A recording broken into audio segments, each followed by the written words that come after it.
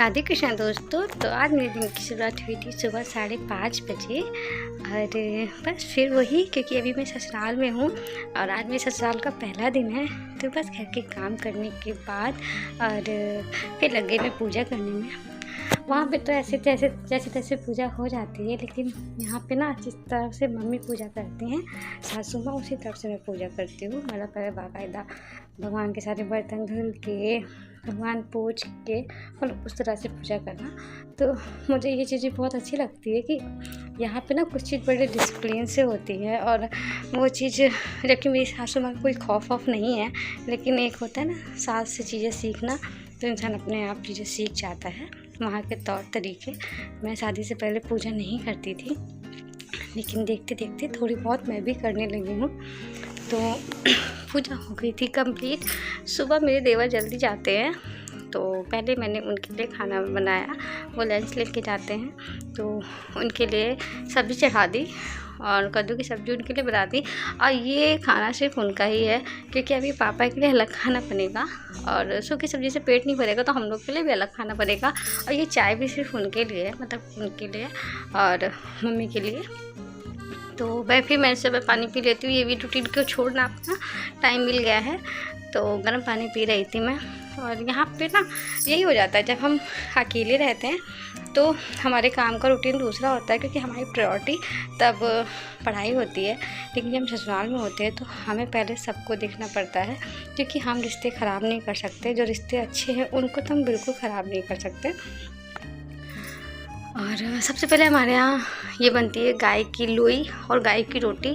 तो देवर जी को खाना, उनकी रोटी देखने से पहले मैं गाय की लोई और रोटी बना रही थी। जोधपुर में नहीं बनाती, क्योंकि जोधपुर में गाय है नहीं, इसलिए मैं जोधपुर में गाय की रोटी नहीं बनाती हूँ। मुझे बहुत बुरा भी लगता है कि गाय की रोटी मैं नहीं बनाती, लेकिन मजबूरी है कि वहाँ पे गाय नहीं है।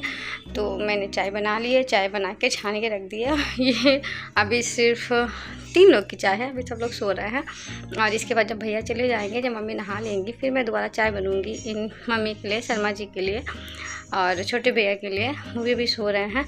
और दोबारा सब्ज़ी बनेगी पापा के लिए, क्योंकि पापा की थोड़ी तबीयत नहीं ठीक है, तो उनको लौकी ज़्यादा सही लगती, प्रेफर की गई है। और अभी होली की सफाई भी होनी है, तो आज मैं करूँगी होली की सफाई। देखिए घर कितना गंदा है। ऐसा नहीं घर पे सफाई नहीं होती थी, लेकिन होता है ना, अपनी चीज़ की सफाई आप खुद ही कर सकते हो। और ये मेरा बेड है ना, बहुत गंदा हो रखा था। मुझे बुरा भी लगा, मैंने मम्मा से बोला भी, तो मम्मी कहती इतना घर पर काम ही हो जाता है कि इतनी बारीकी से सफाई करने का टाइम नहीं मिलता। कोई बात नहीं।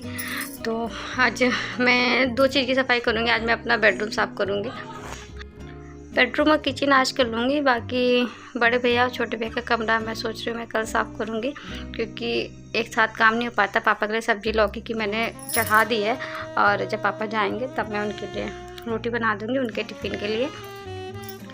थोड़ी सी हेल्प ली शर्मा जी से भी, क्योंकि मैं ऊपर तक पहुंच नहीं पा रही थी। तो ये है रियल लाइफ। और जब हम लोग अकेले रहते हैं तो अब इतना नहीं होता, ये क्वार्टर है तो इतना कुछ काम भी नहीं होता, लेकिन ये सच में रियल लाइफ है। और इस लाइफ में रह के पढ़ाई करना एक बड़ा टास्क है। लेकिन अभी मैं टाइम पढ़ाई के लिए इतना कोशिश भी नहीं कर रही हूँ, क्योंकि मुझे लग रहा है कि मैं 2 दिन के लिए आई हूँ, 2 दिन में क्या पढ़ाई लेके बैठना। और ये सब करते करते मतलब मैंने दोबारा दाल चावल भी बनाया, उसका वीडियो मैंने शूट नहीं कर पाई। यहाँ वीडियो शूट करने में भी दिक्कत होती है, क्योंकि मुझे हेजिटेशन होती है कि लोग क्या कहेंगे वीडियो बना रही हूँ, कि अभी यहाँ पे ज़्यादा लोग समझते नहीं हैं ब्लॉगिंग के बारे में। तो वीडियो शूट करने में बड़े संकोच से शूट करती हूँ, और जब लोग नहीं होते तब शूट करती हूँ। सब काम करते करते 2 बज गया था। अभी भी मेरे कपड़े बाकी हैं। अब मैंने सब कपड़ों पर ऑयल गिरा दिया, तो मेरे ढेर सारे कपड़े हो गए हैं। तो लेकिन वो मैं नहीं करूँ, अभी धुलूँगी। और अभी मैं जा रही हूँ पढ़ने, क्योंकि अभी अपने पापा के साथ बैठी है। अभी को दूध पिला दिया है। और ये मेरी शादी की पिक थी।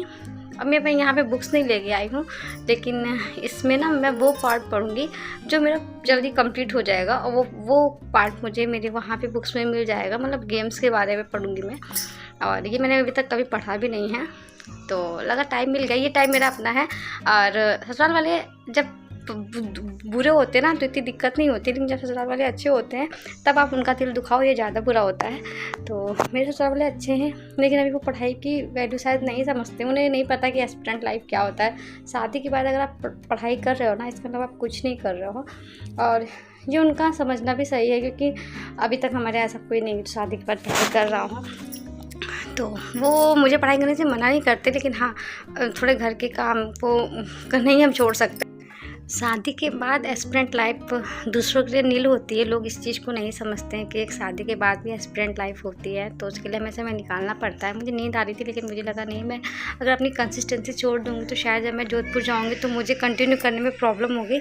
इसलिए मुझे पहले 1 ही घंटे की पढ़ाई का टाइम मिले, मैं अपनी पढ़ाई करूँगी।